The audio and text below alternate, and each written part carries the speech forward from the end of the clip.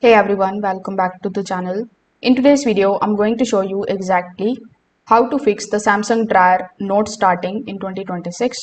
So a dryer will not start unless all the startup conditions are met.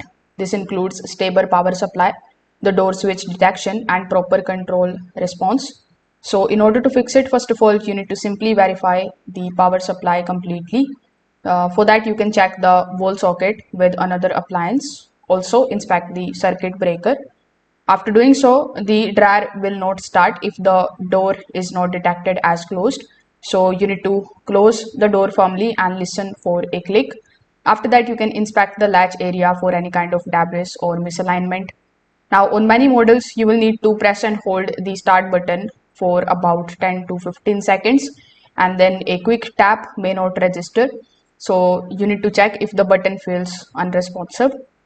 Now you can also take a look at the control lock mode. If it is enabled, the dryer will not respond at all. So if it is enabled, you just have to simply disable it using the panel buttons.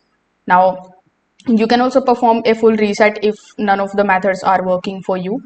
You can just simply unplug the dryer and then wait for about 5 to 6 minutes and then plug it back in and try again. This is also going to reset the control board and it will also clear the glitches. So if this video helped you out, make sure that you like this video and subscribe to the channel. Thanks for watching.